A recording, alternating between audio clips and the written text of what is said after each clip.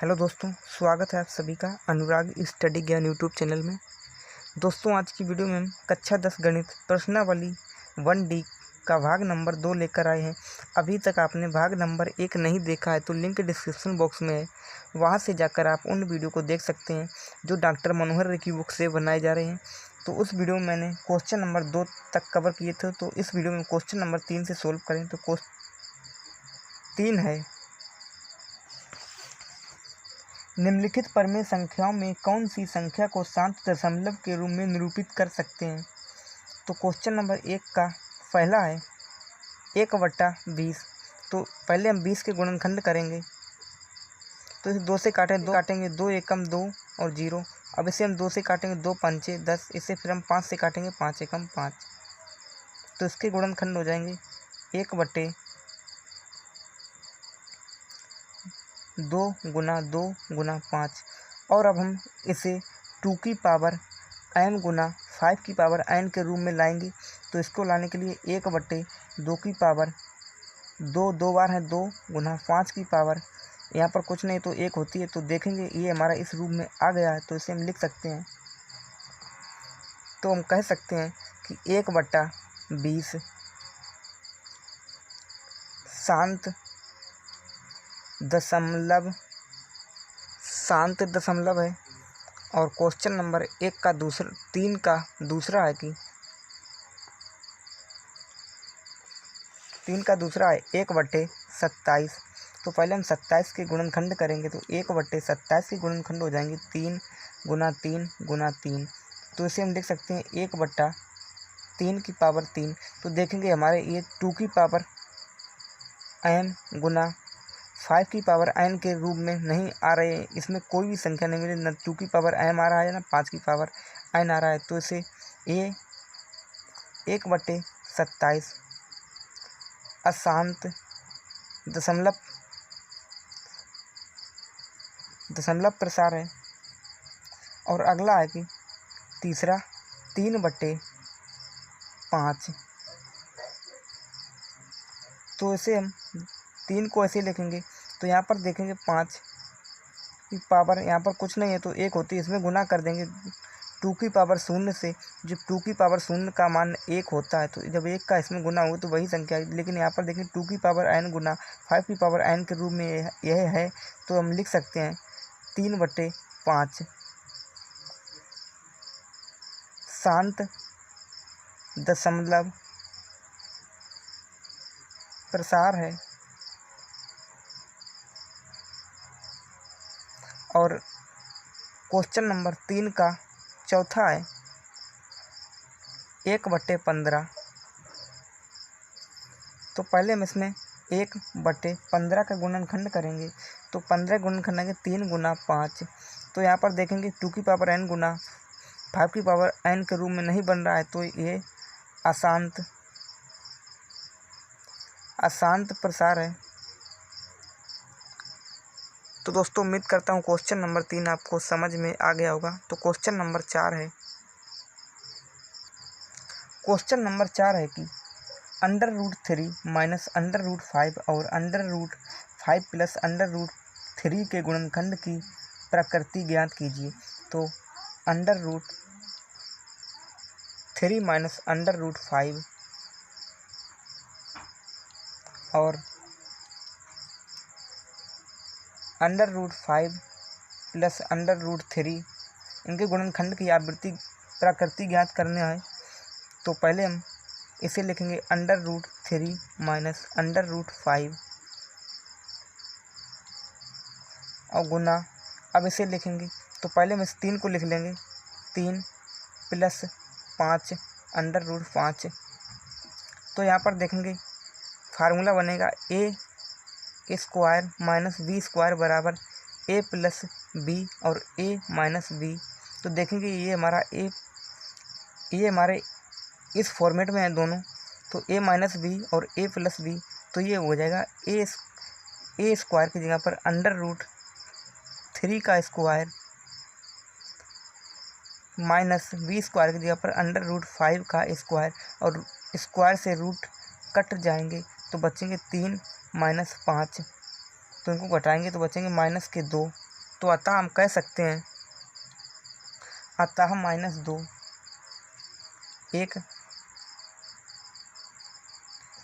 एक परिमेय संख्या है।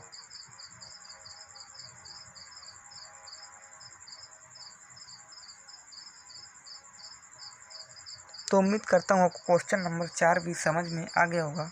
तो क्वेश्चन नंबर 5 है। क्वेश्चन नंबर 5 है कि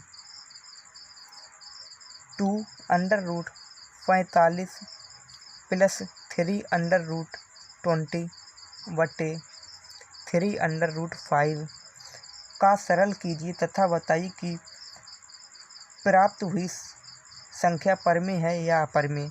तो पहले हम 2 को ऐसे लिखेंगे और √45 के गुणनखंड करेंगे। 45 के गुणनखंड हो जाएंगे 3 × 3 × 5 प्लस 3 को ऐसे ही लिखेंगे और 20 के गुणनखंड करेंगे तो 2 × 2 × 5 और बटे 3√5।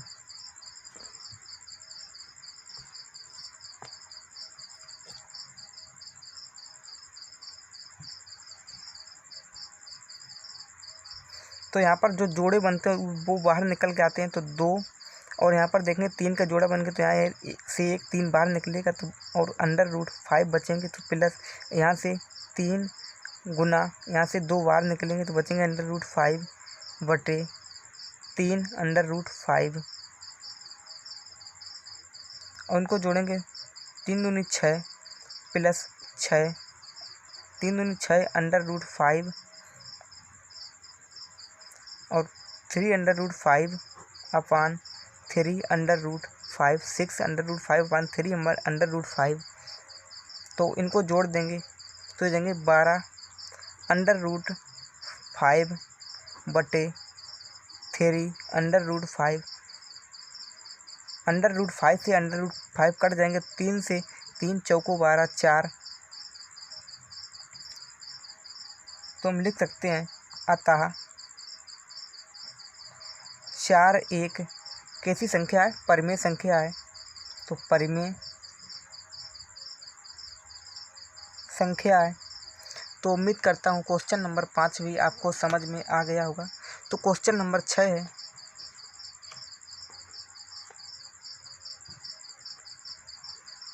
क्वेश्चन नंबर 6 है कि बताइए कि करड़ी में लिखा है 1029 बटे 147 परिमेय संख्या है या अपरिमेय संख्या है।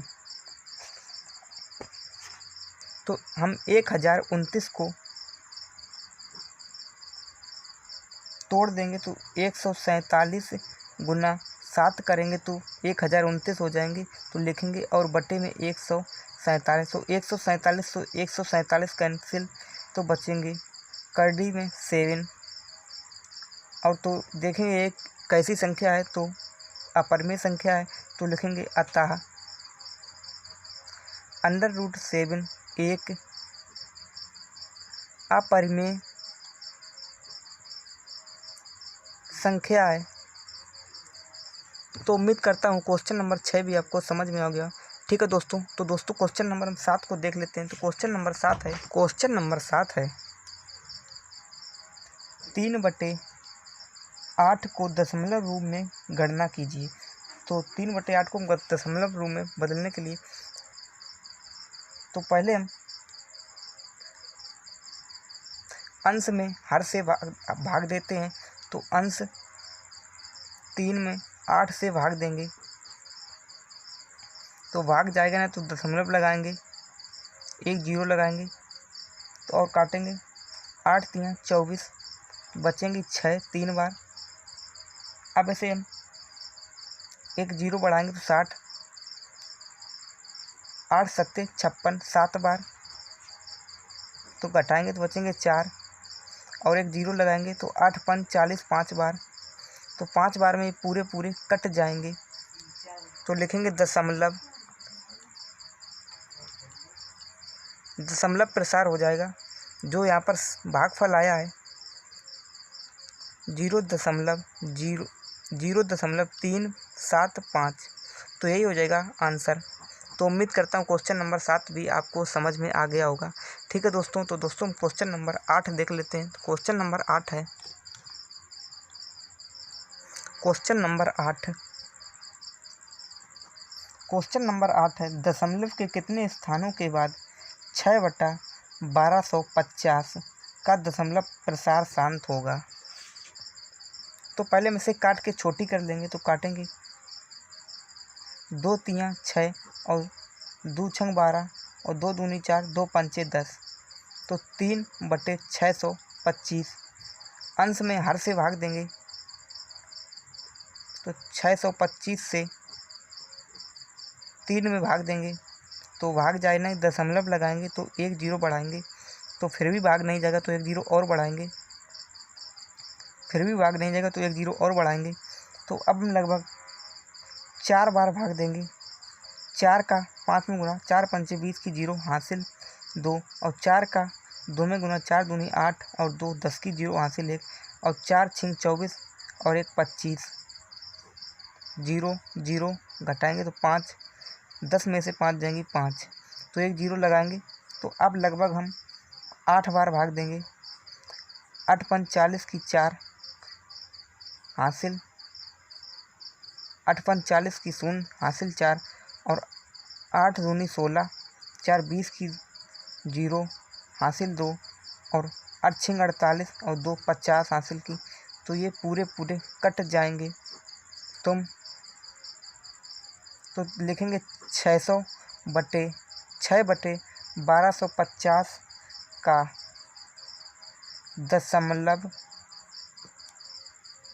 दशमलव प्रसार होगा। देखेंगे कितने अंक हैं, तो 4 अंक हैं, तो लिखेंगे 4। तो क्वेश्चन नंबर 9 है, बिना भाग विधि से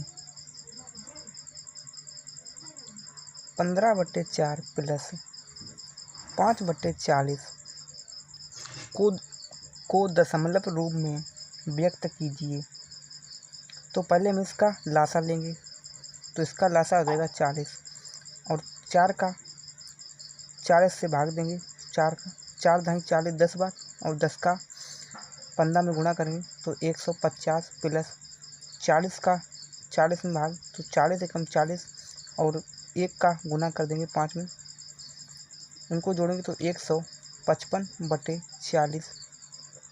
अब इसमें हम ऊपर नीचे 25 से गुना कर देंगे।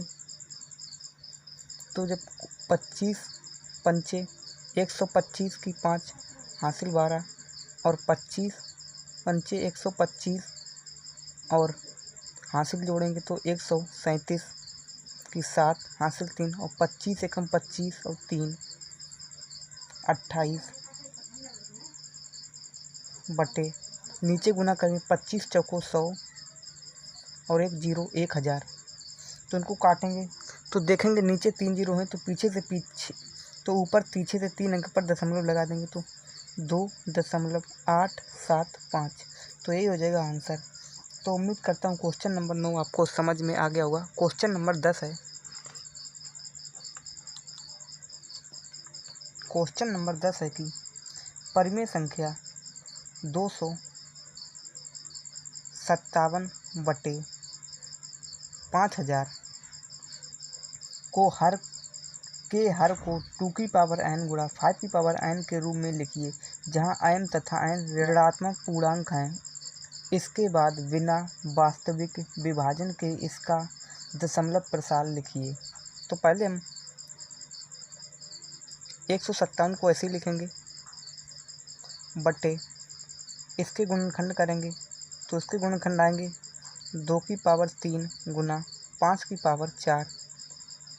तो यही हो जाएगा इसका आंसर। अब इसमें बोल रहा था कि इसका दशमलव प्रसार निकालेंगे।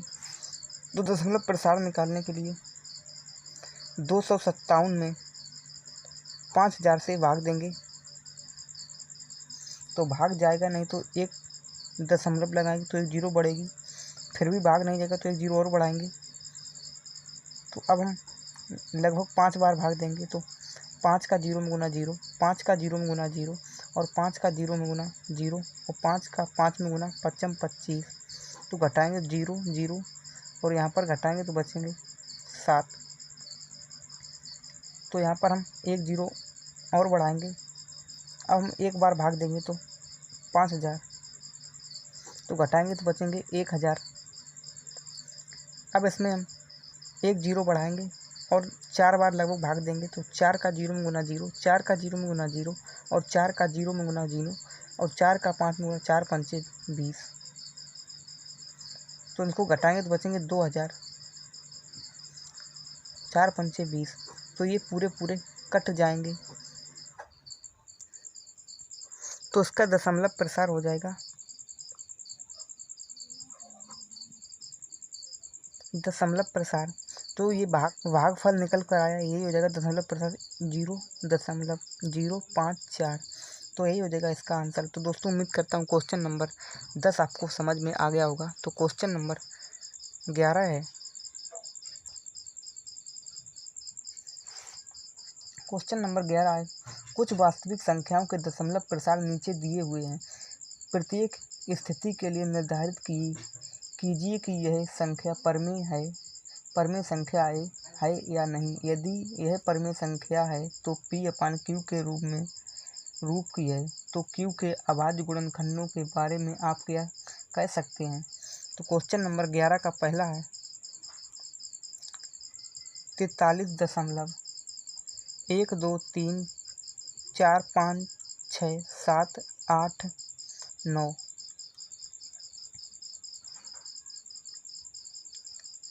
तो इसे हम लिखेंगे 43 और देखेंगे इस दशमलव को हटाएंगे। तो इस दशमलव को हटाने के लिए जितनी पीछे से गिनेंगे, जितने अंक के बाद दशमलव लगा नीचे उतने ही जीरो लगाएंगे। तो 1 2 3 4 5 6 7 8 9 और बटे में 9 जीरो लगा देंगे। तो 1 2 3 4 5 6 7 8 9 और बाद में 1 लगा देंगे। अब इसे हम लिख सकते हैं 4 3 1 2 3 4 5 6 7 8 9 बटे 10 की पावर 0 9 बार हैं तो 9। तो अब हम इसे लिखेंगे 43 1 2 3 4 5 6 7 8 9 बटे, इसे हम लिख सकते हैं इसके 2 गुना 5 की पावर 9। जब इनका गुना करेंगे 5 दूनी 10 की पावर 9, यही निकल कर आ जाएगा। तो देखेंगे ये हमारे 2 की पावर n गुना 5 की पावर n के रूप में आ गए हैं। तो हम कह सकते हैं अतः यह परमेय संख्या है।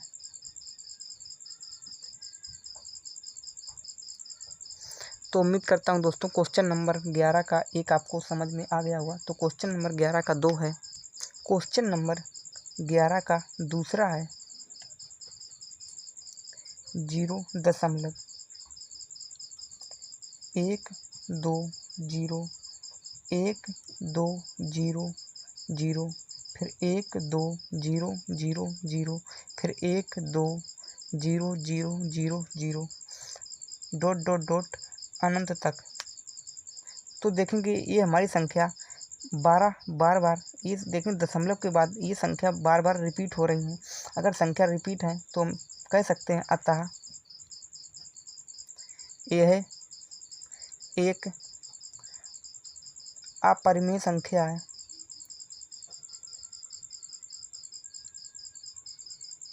और क्वेश्चन नंबर 11 का तीसरा है 43.1 2 3 4 5 6 7 8 9 और इस पर बार का चिन्ह लगा है बार। तो देखेंगे यहाँ पर दशमलव, इसको फिर अगर और बढ़ाएंगे दशमलव के बाद संख्या तो वही संख्या फिर लौट के आ जाएगी। तब ये संख्या लौट के आती रहेंगी दशमलव के बाद वाली। तो ये अतः लिख सकते हैं यह एक परमेय संख्या है।